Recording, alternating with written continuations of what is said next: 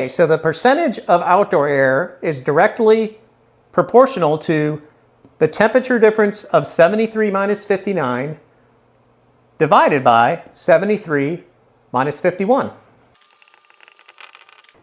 So 73 minus 59 is 14.